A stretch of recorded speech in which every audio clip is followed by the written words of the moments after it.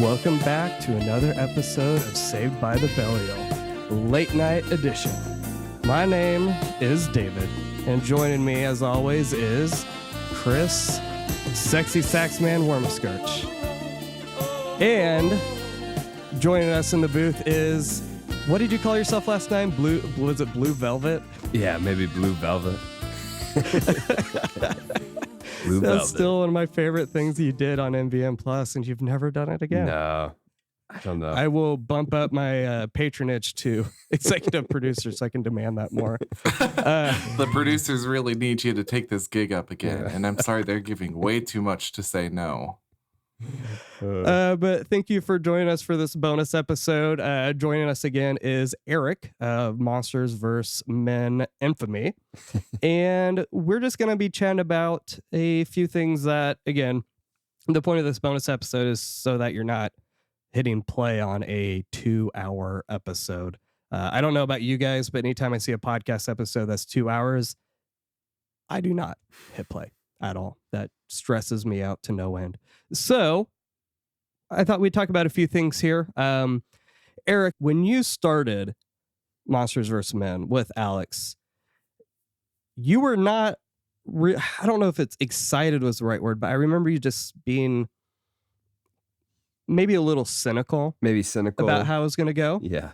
Cynical, distance. It's hard to believe. I would say. Yeah. Distance might be a good word. Like, not fully invested in the genre, right?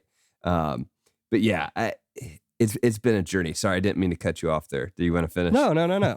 You're good. So yeah, how has that played out for you? And what has that done in general for the way that you view movies and shows? Because I mean, I think there's a lot of us that when you get into such a niche genre like this, it really makes you reevaluate those standards and ideals that you hold so tightly to, and being like, we were talking about arbitrariness earlier, right? Like, it is kind of arbitrary. So yeah, how has that played out for you? Yeah, I mean, I think the ways that we critique and judge film are arbitrary to a large extent. But at the same time, I think you just gain a greater appreciation for a genre the more that you are exposed to it. And so at this point, on our podcast, I think we're on episode almost 90. And that means we've seen 90 monster films, just about, right? And before getting into the show, I'd seen probably 5 that I would actually call a giant monster movie. But really, once you start to look at the genre and you start to see some of the nuance, and some of the tropes and how some of the films play with those tropes, you really start to gain an appreciation. You see things in the films that you weren't seeing before. And yeah, like I came into the show as the resident film snob. Alex was the fanboy. I was the film snob. And I still think I carry that aspect with me to an extent because I just love film. It's probably, it's right up there with literature for me as just like my favorite art form, something that I just love to consume. I love my great pretentious movies, but I've also gained this appreciation for this giant monster genre. And I didn't think I would say that at all, even just a year and a half ago. So it's been a journey in a year and a half. Yeah. Yeah, because I mean, I know we've bonded over our appreciation for films like There Will Be Blood and even No Country for Old Men. There's been some, you guys had a discussion on MVM Plus about Coen Brothers. I love Inside Llewyn Davis. I know Alex isn't crazy about it. I think it's a wonderful film. I don't think it's nearly as nihilistic as people make it out to be. But yeah, so I mean, so where did you start out before watching these films? Like what did you kind of immerse yourself into, and where did you find that, I guess, that paradigm shift in the process of doing the podcast?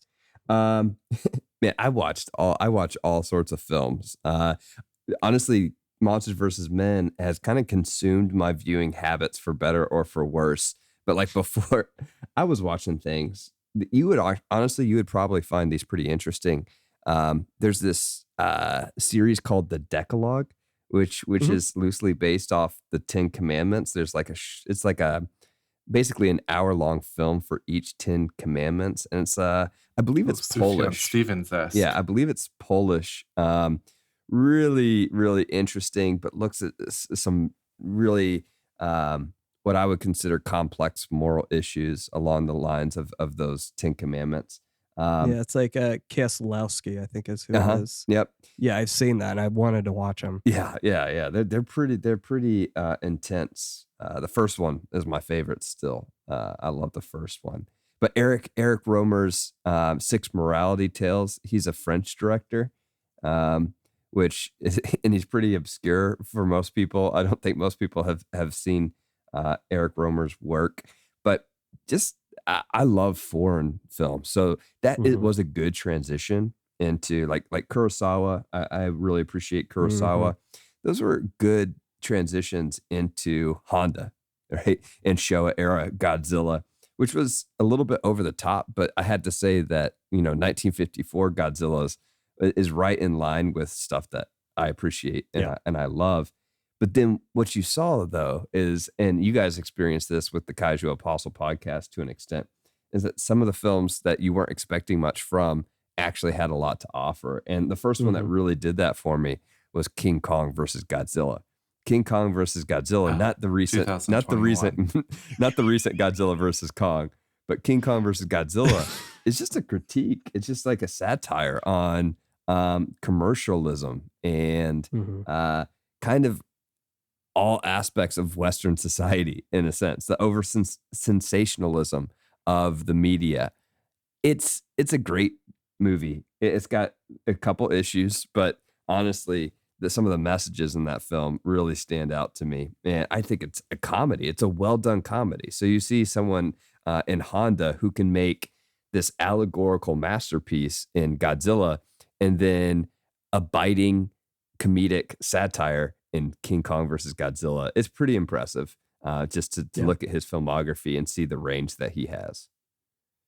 Especially that scene where they had the biting satire of monkeys on boats when Godzilla took it out from the bottom. That was really just incisive. Oh, man. Yeah. When he picked up that axe, it's like that axe was a symbol of consumerism. Yeah, that's what I thought too. And then, Godzilla was just drilling that the atomic breath to the center of the earth. That was really, I think, wasn't that just a symbol of our depravity in some sense? Yeah. I think so. Where Godzilla was getting the atomic breath to the center of who we are as people, which is hollow. Ooh, yes. See, what I'm perplexed by is, when did you watch this, Chris? I have not. Oh. I'm like, I expected to hear something from you, and you're being somewhat convincing, and I should have known better. He was convincing. I thought he had seen it.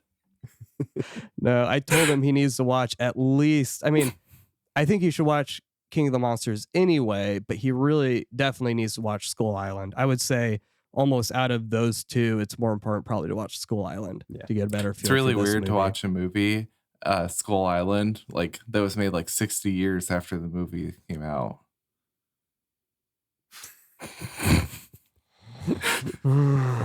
Can I just kick him off right now? Oh, man. So, okay.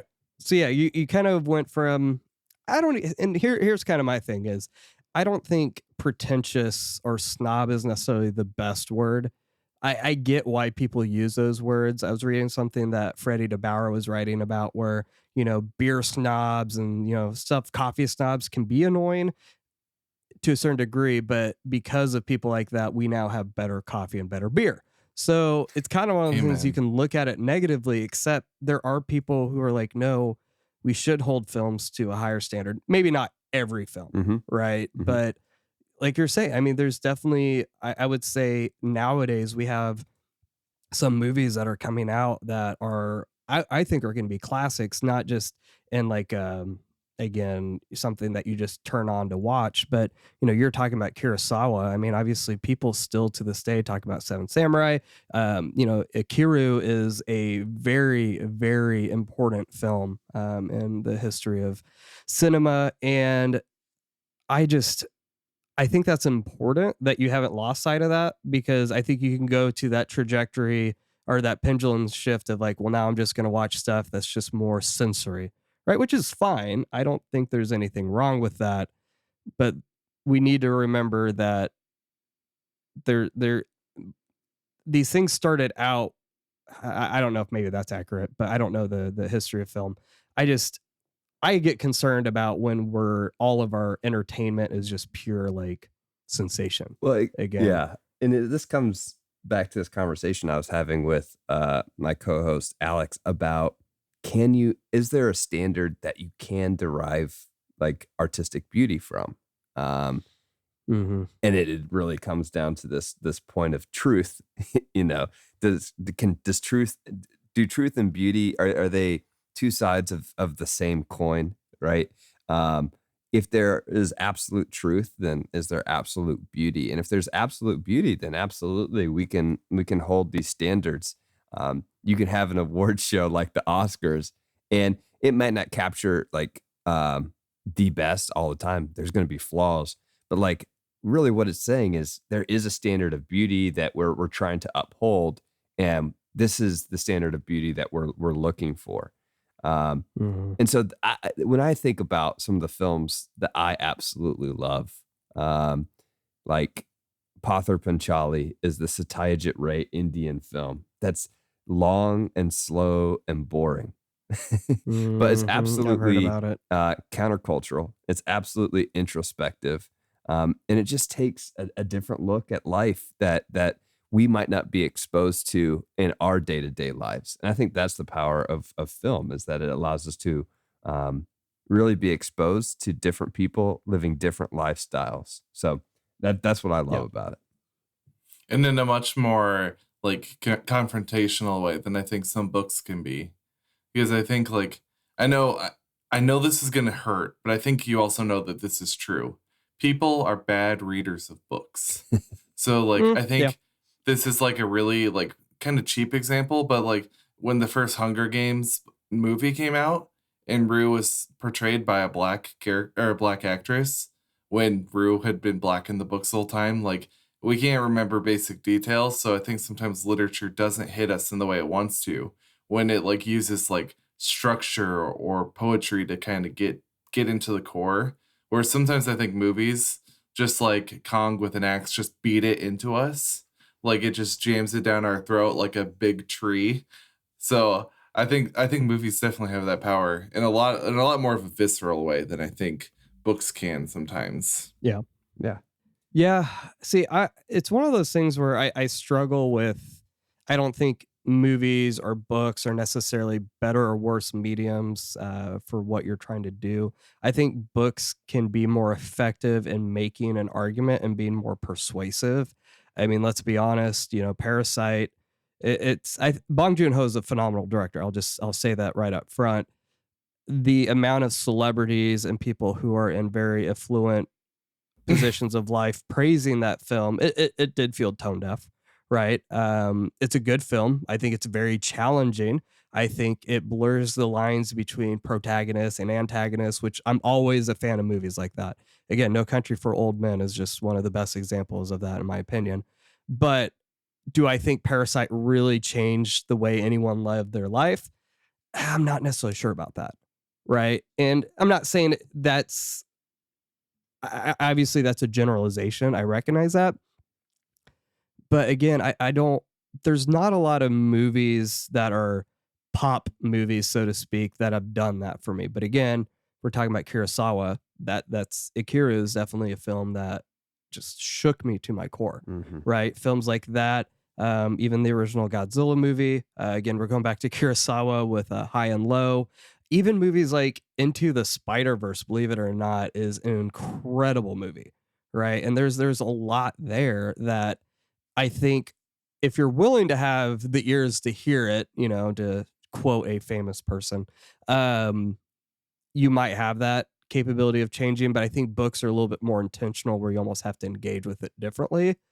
But yeah, that standard of what makes a good film is beautiful, is beauty universal? Is there like all those different things? I mean, it's hard to have that discussion because we all have different perceptions of what that looks like, right? The same way that people can love the Transformer films, and I'm not going to disparage them for that, but it's just like CGI porn, right? Like to me, there's no substance there. But at the same time, I also didn't hate Mortal Kombat, right? And that was absolutely gratuitous. I gave it a 1.5 out of 5, but I still had fun with it. So actually, sorry, 1.75 out of 5, I think is what it was. There you go. Yeah. The That's film snobbery. No, to your point though, David, I think you're onto something with engaging with books and engaging, and Chris was saying this too, and engaging with films differently. I think the films that do have the potential to change us, whether it's a Parasite or I think another influential film in my life is Tree of Life, a Terrence Malick film that I know we've talked. I don't know. You said you haven't seen that, David, but you need to some. No, I have. Oh, It's been years, but I haven't seen it. Yeah, but I just haven't watched The Hidden Life because we still that's right. have to watch that and talk about it. We're going to do afterwards. that sometime in the future. Yeah. Now, Tree of Life, for example, is something that I think if you come back to it, it becomes a little bit more like reading, right? You revisit a film and you change in the process, but you come back to a film a second time. Sometimes you come back to a film a third time. And it's over that slow process of actually reading. And I consider, like, if you're watching a film like that, a film where you have to engage on some sort of intellectual level, I consider that reading to some extent. Whenever you have to come back to a film to read it and gain more from it, those are the films that have the potential to change you. Not to sound too much like a pretentious snob right now, but that's just what I think. No, I mean, I think you're spot on. As you're talking about that, man, I'm freaking drawing a blank because I was just thinking about it. Chris, if you have something to say, I'll come back to this. I have not seen The Tree of Life, but I have seen the first Dragon Ball movie, The Tree of Might. Can you compare those two at all? Well, yeah, it depends what canon you're looking at. A Tree of Might isn't really canon, but Tree of Life is in the Dragon Ball series. So, oh, interesting. Yeah. So, okay. Yeah.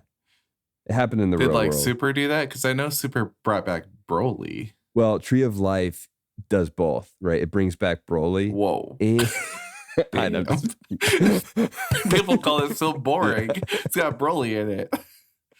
It brings back Broly, and it also intersperses theological reflections with Broly in Tree of Life. So really, really good. Holy cow, this is my movie. Yeah. As long as it doesn't have Garlic Jr., we're good. Hey, the Garlic Jr. saga was, for filler, not terrible. And it was only 2 VHS tapes. I've killed him with my Garlic Jr. takes. Oh no.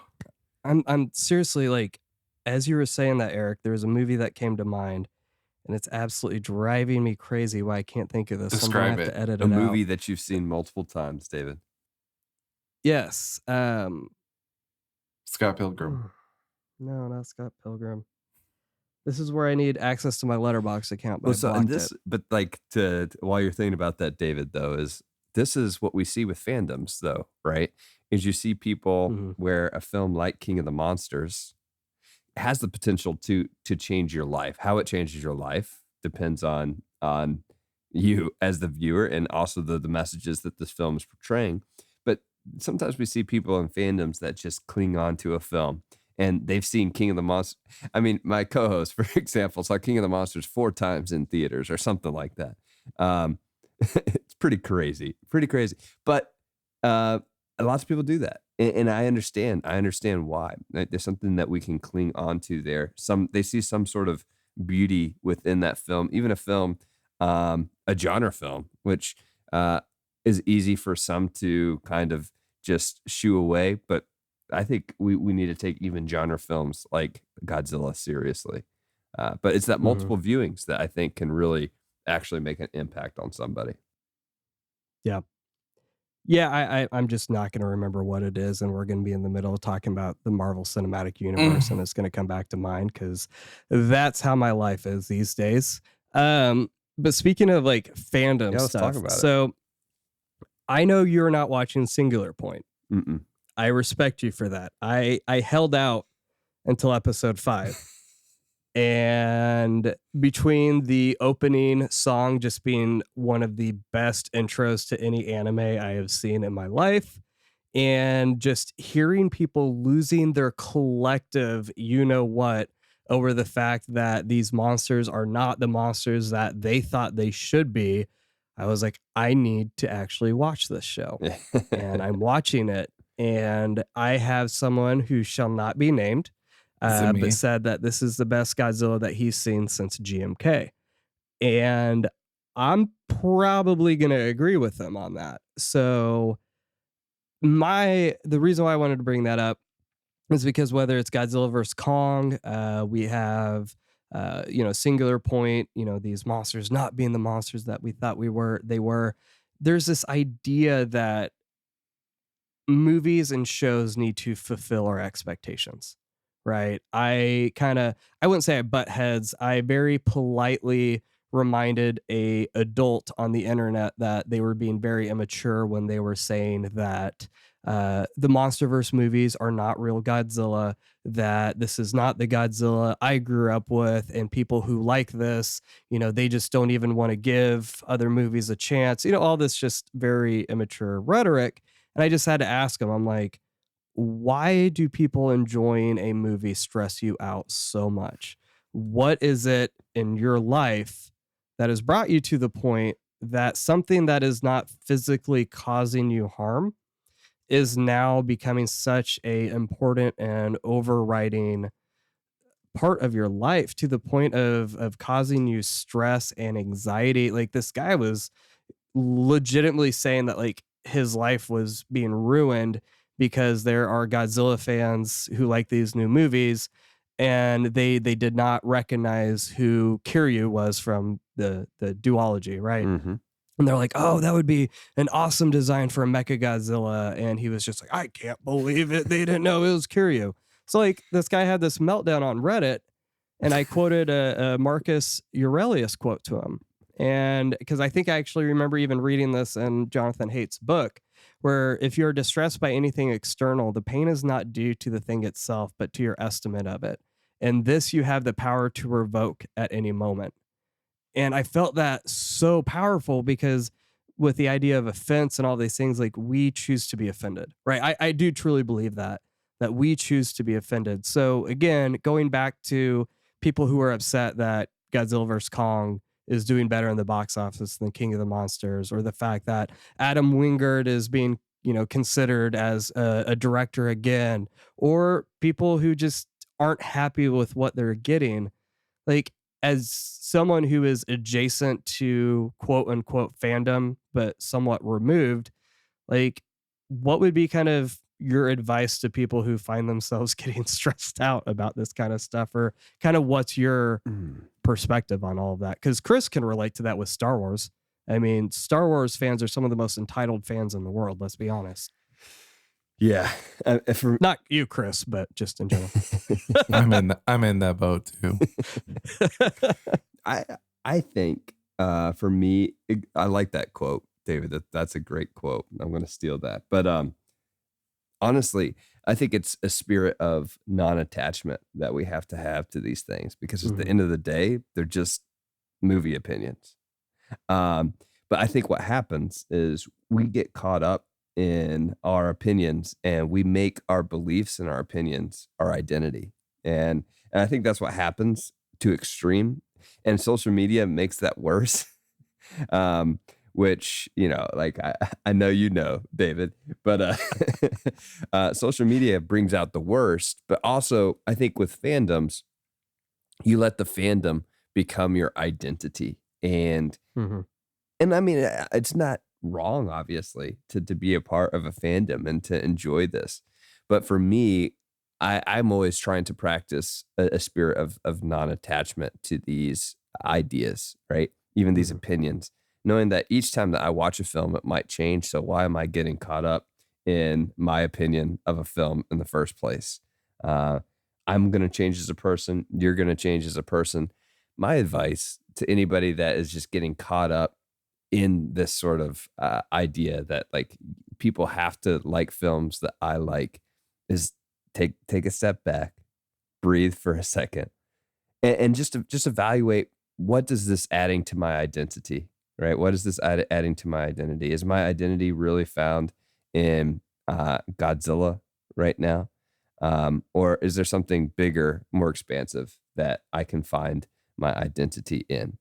Can I find my identity in something that we actually share in common, which is the fact that we both watched this Godzilla film and found different things in it that we enjoyed? Maybe that's a better thing to cling to than our own opinion about that film. Yeah. Yeah. Because I know for me, the thing I've realized is how easily our opinions change. Right. Which, first of all, I did remember what movie I wanted to talk about. So we'll circle back around. I told you it would happen. But yeah, I mean, because I grew up watching Godzilla films. Right. And I loved the 90s films as a kid. As an adult, they're not my favorite, right? And that could change in 10 years. And that's why I've actually tried to walk back a lot of what I've said about being, just being critical with them. Um, but I think there's so much that changes in life, right? So when you watch something when you're 15 compared to 25 to 35, if we're so dogmatic about these ideas, like that's just not realistic to how life is. It's not. Nothing in life is like that. But we act as if these film opinions, as soon as we have this cemented idea, it's so rigid and we're so right that it will never change. And I love what you said about identity, because I did write an article a few weeks back about Godzilla vs Kong, and I incorporated Noam Chomsky, which I never thought Noam Chomsky would ever talk about fandoms. But he had a really good quote from this interview back in '93 about sports, right? So he's like, see, if you want to enjoy a football game, that's great. You want to enjoy a baseball game, that's great.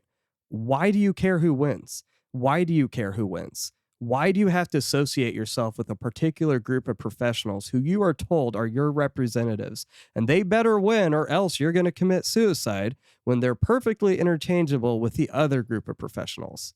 And I love how just matter of fact he is about that, because it's, to me, what I've noticed is, people flit to and fro fandoms, right? So like we invest all this time in this correct opinion about these movies, but then a year later we're focused on another set of movies. And it's just exhausting. Like, I do wonder what you said about social media. It makes it a lot easier to have that transientness about it. But I really struggle about the longevity of how you could live your life like that either. I've got to give props to Chris. I mean, he's been a Star Wars fan for, how long now? I don't mean, like Star Wars. You love I just Star Wars, consume it. That's true. But you've been consistent with that, and I mean, I would say you're probably one of the few friends I have, Chris, that is involved in more of a involved fandom capacity. But I've never really worried about how involved you are. Like, if I can be transparent on this podcast where we just kind of speak our mind. But yeah, there is definitely that element of wanting to find that identity and, that shared hive mind collective of these different things. And again, I'm concerned about the longevity there. But what about expectations though? More than just the identity? Like, why do you think we buy into this idea that directors and writers and actors owe us something? That's a good question. Oh man. So Chris, let's put this over to you, because let's be on the topic of Rise of Skywalker, right? We've had those conversations. Yeah, I know. We're going there. But we've talked about, the theory that maybe they catered towards just a particular subset of people, right?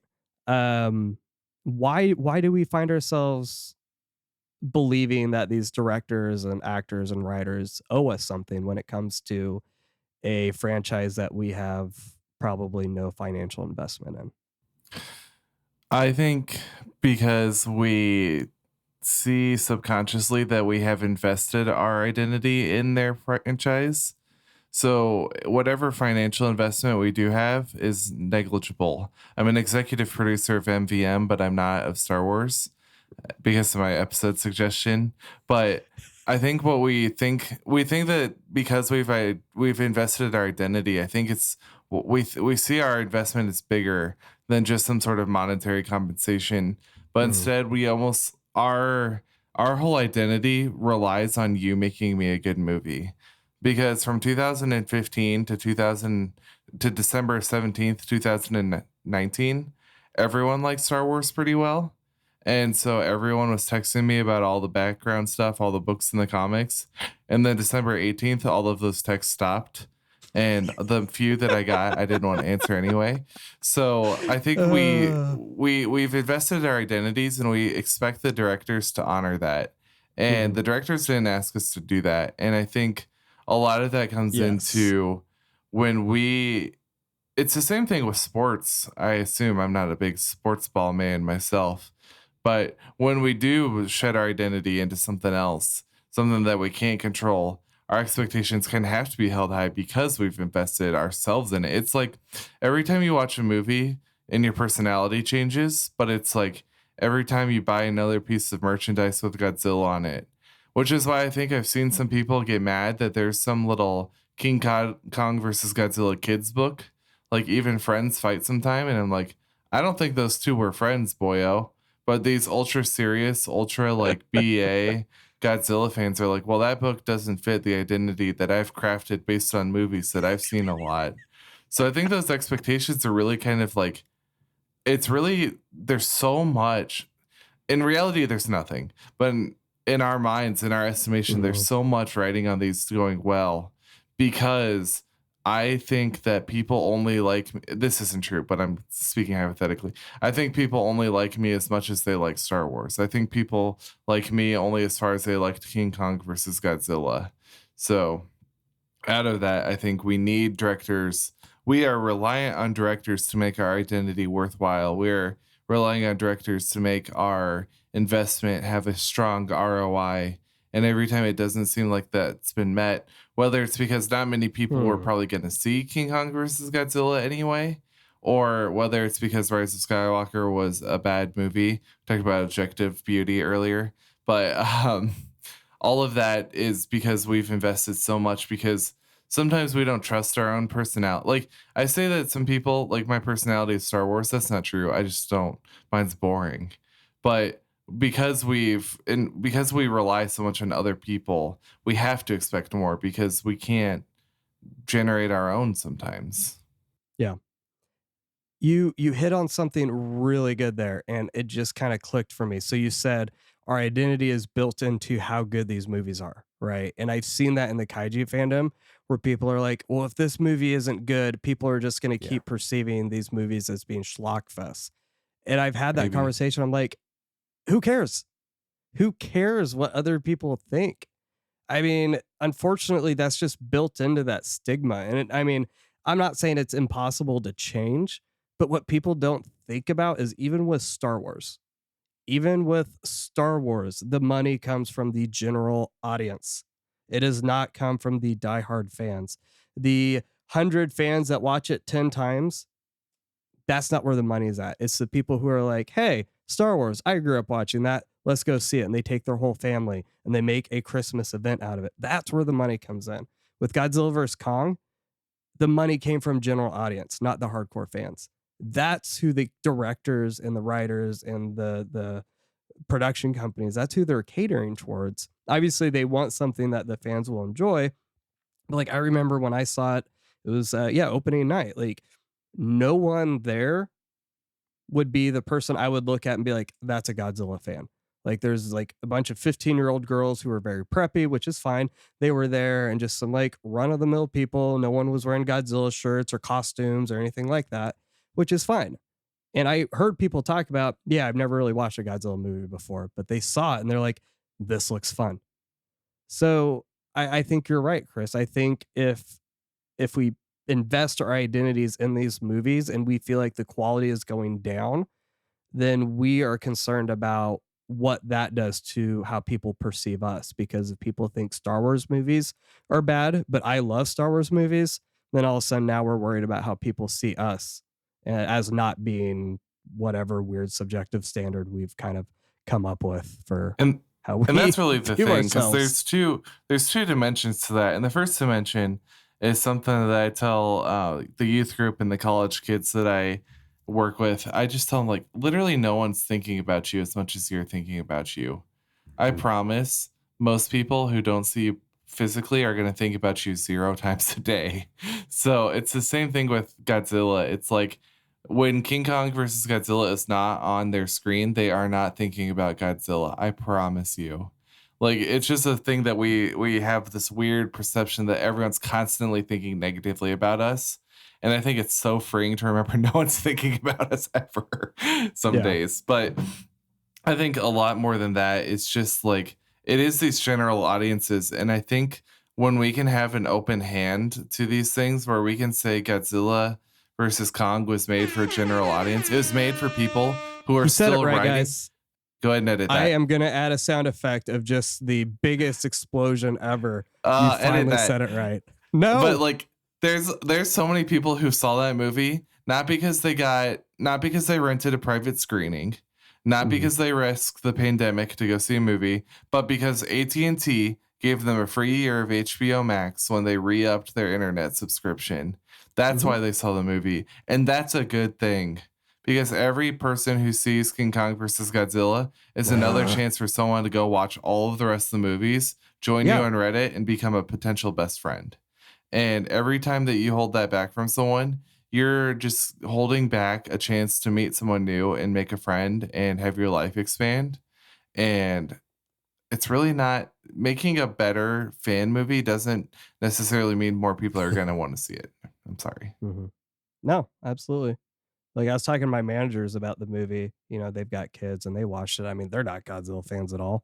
They know I am because I sell cars in Godzilla shirts. I might be the only car salesperson in the United States who wears Ultraman and Godzilla shirts. But That's probably we true, have though. those conversations, right? And I'm not going to be like, well, you haven't watched the other ones. Why are you watching this? It's no, come on, get over yourself. Like, this should be something that we rejoice in, is that something we care about, maybe too much, but something we care about, other people want to partake in.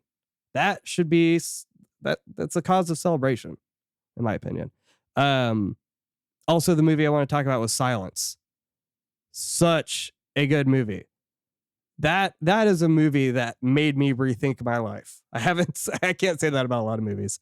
But yeah, that was like, I know it's on the tip of my tongue, and yeah, It's a great one. It's harrowing. That's a great one. Yeah, that one has had an impact on me as well. Yeah. And the book, I can't remember the author, but yeah, that movie, that story and just what it represents has had a big impact on me. That's a great one. Yeah. But that gets back into movies like that are definitely not meant just to be, not to just let it wash over you, right? You're actually meant to really immerse yourself in that. And speaking of just movies washing over you, you've been watching the Marvel movies with your wife. And how's that been? Like, how far into it are you guys now? So I've seen all the Marvel movies before, but she has not. And so good for her. She watched like the first episode of WandaVision, maybe the first and second. And she's like, I like this. I'm like, I think you need to go back and watch the entire thing. The worst thing you can say to a fan of a franchise is, I've liked this little bit. And they're like, suddenly like, do you want to start a podcast about it? And you're like, oh boy. Well, it's funny because it's just what David said he shouldn't do is to his coworkers. I like Godzilla versus Kong. Oh, well, you should go back and watch all the others. But no, that's what I told my wife to do. I said, you absolutely have to watch all the other Marvel movies. It was in our vows. Watch another episode of WandaVision. That's funny. Otherwise, I wasn't gonna let her watch it. Absolutely not. No, I'm just kidding. But she yeah, we decided to take the leap and start from the beginning, and we are all the way up to, we just finished Ant-Man and the Wasp. So we've got Captain Marvel and Endgame. When did you start and this? Spider-Man. When did we start it? Right around when WandaVision came out. Holy cow. Was that a lot? It feels like a lot. It's like one movie a week. Yeah, honestly. I'm pretty Okay, sure I that's got fair. that far in about a week and a half. So yeah, Yeah. that's not. I guess that's So- coming from me, who's kind of overwhelmed by even how many we watch per episode here. So Well, no, like honestly, it takes us 3 nights to watch a movie because she usually falls asleep, not because she's not enjoying herself, but that's just how she watches movies. So, but we've liked them, honestly. What's been her favorite so far? Her favorite is the original Iron Man. Yeah. So good. so it's And all then I gone think her downhill from the beginning. Yeah, exactly. I know it stinks, but that's been her favorite. I think she really liked. I would say her other top ones. She liked Captain America: Winter Soldier. Mhm. She really liked Spider-Man: Homecoming, and she just recently really liked Black Panther. Yeah. A whole lot. And Black Panther is really good. It's another thing that we kind of go back. Alex, my co-host, and I go back and forth on. Like, did Black Panther deserve the critical acclaim that it received? The more I watch the movie, the more I think it does. The more he watches the movie, the more he thinks it doesn't. Mhm. So it goes back to that idea of is there this absolute truth and beauty within that movie? And I just think that movie is a little bit more nuanced than most of the Marvel films. I think there's a compassion, and I wouldn't call it a sympathy for Killmonger, the main antagonist, but just a general understanding of where he's coming from. There's a complexity to his motives that we don't see in a lot of the Marvel films that I really appreciated with Killmonger in Black Panther. I think it is sympathy though. Like, and that's where I was agreeing with you more than I was him. Like, to have sympathy towards someone doesn't mean you agree with what they're doing. Like, Mhm. literally, the definition of sympathy is to have feelings of pity and sorrow for someone else's misfortune. That's it. Uh-huh. That's all you Yeah. have to do. And I'm like, Alex, you're not even being rightfully pedantic here. Like, you're just missing it. But You yeah, I don't you think just- it's that hard to be like, yeah, he obviously was very extreme with his ideals, but you have Mhm. to have some kind of sympathy that leads someone up to that point. Right. And Yeah. Alex, I know you're listening. I'm busting your balls here. But that's it is I think, I think some people take it too far and be like, well, Killmonger was right. And I'm like, I can't really say he was though. But yeah, I think there is an element there of having a antagonist where you're like, I wouldn't do it myself, but I can see how he got there. Right. Mhm. And I don't think it's that hard to get to Yeah. that point. I think Black Panther gets a little credit in that it's one of the few that come to mind right away where the villain has a somewhat maybe sympathetic viewpoint and the hero doesn't beat the snot out of him for holding it. Yep. Even like wait, Eric, have you seen Captain America and the Winter Soldier? Okay, so I won't bring No, anything but I in can there. close my ears for a No, second. I won't. Go I ahead. won't. I won't. But Okay. like, just in general, like I brought it up in the last episode. I think that like the Spider-Man villains are like, well, Tony Stark, a billionaire entrepreneur, ruined my life, and Spider-Man's like, you deserve a punch for that. Mhm. No, that's an episode that we haven't aired yet. But anyway, like all the villains have like I think all the villains they're like, well, we're effing over the planet, and the hero's like, well, I'm gonna laser beam you to death for thinking that. But Black Mhm. Panther doesn't do that to Killmonger because what happens is that T'Challa learns from both Nakia and from Killmonger that no, we actually do owe the world something, and the world it's what do we owe the world, and it's pushed out, and in the way that both of them force T'Challa to learn, it's not something we see in a lot of the MCU. So No. Yeah. Yeah. Those are the best ones, right? Yeah, exactly. Those are the best ones. And I think that's why Iron Man is effective as well. As Iron Man has this another sort of arc where, Tony Stark really has an arc as a character and changes as a person. yeah, it's in his chest. You beat me to it. But no, I True. mean, so again, I keep citing all of these MVM plus well, no, you talked about this in the Underwater review, the idea of grief, right? And that's what I Mhm. loved about WandaVision is you really see her wrestling with what grief is in her life and how she's coping with it. Like, she literally made herself a family because she could not deal with the pain. She was kidnapping and brainwashing people because she could not deal with that pain. And you could be like, well, how could she do that? Yeah. Plenty of us do that with I will various ask different Alex things. if she's sympathetic next time. Yeah. But like, I mean, you could find 100 different things we use to cope for pain, right? Drugs, pornography, gambling, whatever it is, and none of it actually brings that substance, right? And that's what I did love about WandaVision is I think just like Black Panther, it's one of the most, if you're gonna have a Marvel movie again that we talk about could actually inspire some kind of change, those are two really good examples. You know, Winter Soldier, great movie. But again, like we talked about before, we all know that, you know, the government spying on you is bad. There wasn't really anything that changed my opinion on the world through that movie. But yeah, Black Panther and WandaVision. And I think some of these other films that are coming down the pipeline could potentially do that. So it'll be interesting to see. Yeah. So I'm excited about it. yeah. So last question here.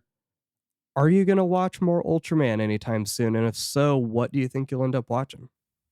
Well, next, I was excited to hear that you guys are just continuing on to Ginga S because I'm going to watch it. So I'll be excited to listen to those episodes. Yeah, I'll probably watch Ginga S. And then what comes after that as far in the continuity? Chronologically is Ultraman X. Then that's probably what I'll watch Ultraman after. SX. Do with that what you will. This is what I'm going to say in regards to your thoughts about not having a science team with Ginga, right? So Ginga S kind of gives you a little bit of one. X does, but you actually get character arcs with those people. So that's good. Nice. But like Alex was saying, Orb completely does a new spin on that. G definitely does a new spin on that. It is nice with these newer generation shows. I think the closest we've seen to like a science patrol again was with the Z. And I still feel like we got more out of those characters than we did with the original. So I think that is something that these newer generation shows, apart from like one exception, I think they get right, is they actually give these ancillary characters a reason to care about them. Right. Because yeah. David, you just said the words Ginga kind of gives it to you, and then you did not follow that with X gonna give it to you. You know, I'm running on fumes at this point, man. So ultra disappointed. No, I'm excited. I probably will watch X after Ginga S. So that's the trajectory I'm heading in. It's going to be a little bit before I go back to Ace, which is the next like show I need to watch after. But after it took me 6 months to watch Return of Ultraman, I'll go back to Ace at some point. Honestly, I like to revisit original Ultraman episodes from time to time, just because I find them charming. Right, there's that sentimental charm. So, I'll probably watch a couple of those interspersed with some newer stuff. Because again, this was only my second taste of newer Ultraman after Ultraman Z. So, and I liked what we received with Ginga. So I'm excited think you'll for more. really like Ultraman X. So out of the newer gen shows, Z just has that special spot for me because it was the first full new gen show that I watched, and obviously watching it with people all over the world, like that was such a cool experience, right? It was cool, really cool. I think G probably has the best story. Like for a new gen show, but X is right up there for just, I feel like it shouldn't work, but it does. It's so good. If you're watching Ultraman Ginga S next, you should check out this podcast called Saved by the Belial. I heard they're doing that next. I'll think about it. Add it to your list. See if I can find it. Yeah, I'll see if I can find it. X does have one of the best Pigmon episodes, though. I will say that. Oh my God, that's next. All right. Any lingering thoughts here, or are we all kind of getting ready for bed here? I don't know if anyone has anything they want to say. Thanks again, guys. Appreciate it. Yeah. Thanks for having me on and for this bonus episode as well. It's been fun. Yeah, we're nice enough. We don't put them behind paywalls. Ouch. Subscribe for $5 a month to Monsters vs. Men. $2. No, I'm getting you more. Those are rookie numbers. We're climbing those numbers up, baby. You are clearly not a salesman. No. Yeah, I'm upselling. If I say $5 enough, people are going to be like, wait, there's a $2 option. They're going to sign up for that one. Yeah, true. This is reverse psychology. Trust the two guys who work in sales to get you Patreon. Bye, guys. This is Blue Velvet signing off.